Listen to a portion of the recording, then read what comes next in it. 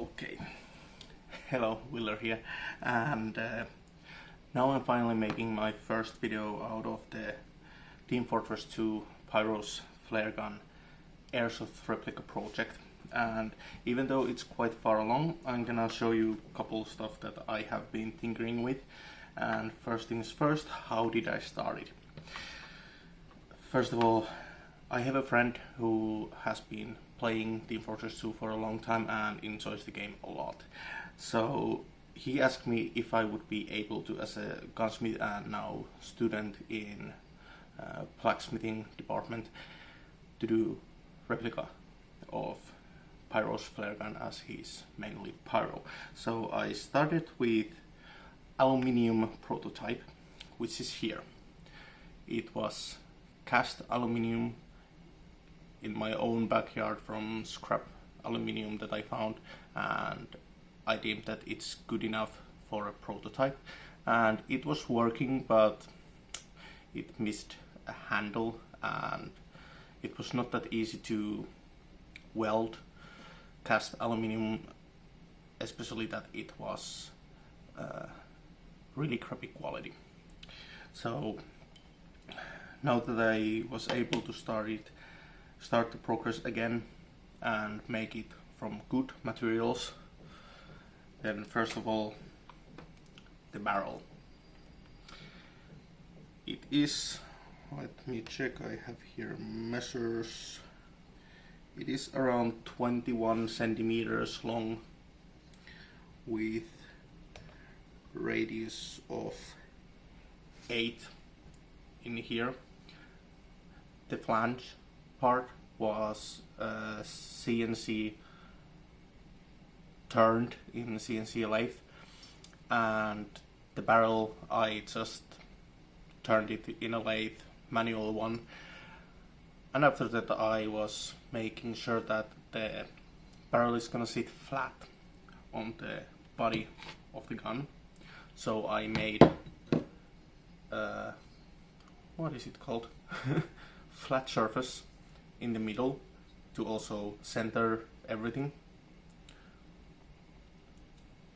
And I made a little notch down here in the bottom, so it's gonna be easier to take out the shell. Then I started making the actual good body for it, which I started from, was it, wait, I think it was around either 60 millimeters or 80 millimeters. So it's a little bit over 3 inches in diameter steel axle that I forged into a flat body and a little bit thinner handle, which I then cut off to be able to machine the body and mechanism chamber by itself, and then I attached the handle later.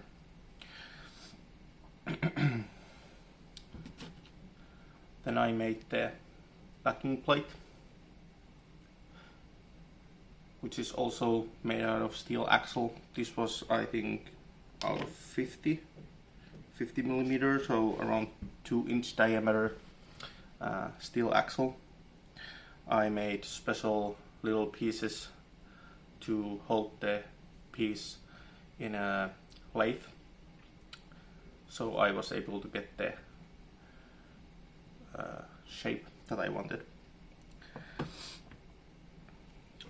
And of course, this is still the handguard from the original prototype. That this was 3D printed by the 3D side in our vocational school, and only thing that I needed to do was modify it a little to fit the new one, the final product that it's gonna be. And right now I think that the fit is quite snug and looks close enough, that as close as possible that I can get to the original one in the game. Also, one big difference that I have to the finished product compared to the prototype is the fact that now it's not a solid piece. It has chamber that is routed in the milling machine, and it just snaps, what is it, chamber door cover mechanism door, okay.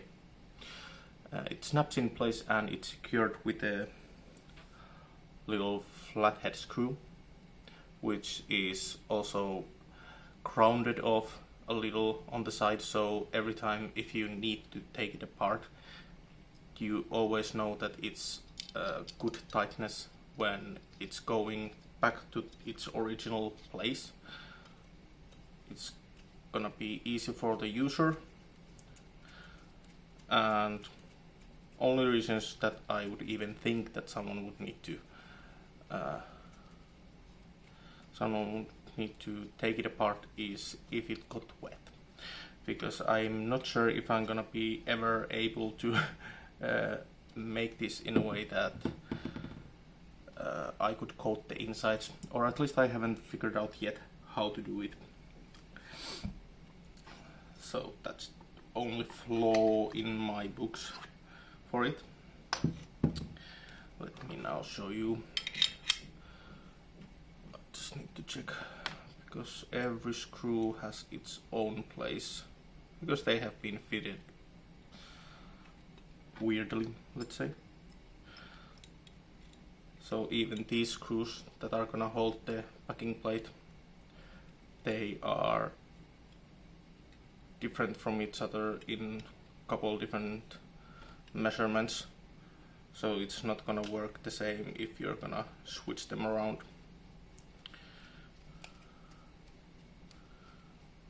And that reason is only because of the fact that the bottom hole is just fitted in a way that it's so close to the arm.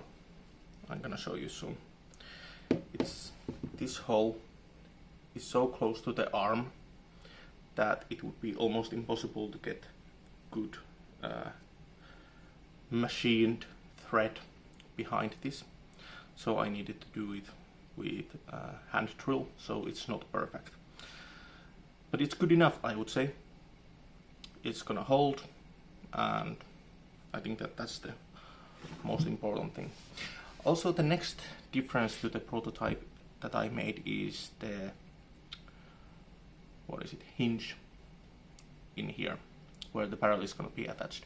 I made it a little bit wider, so when you're gonna open it, it's not gonna just flap open into 90 degree angle, but it's gonna slowly just decrease enough that you can take the shell out.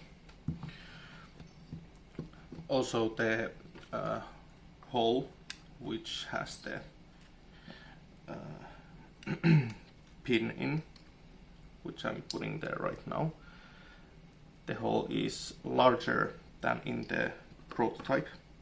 As in the prototype it was 4 millimeters, which is, wait, is it like 1/5 of an inch? Quite close to 1/5 of an inch, I would say.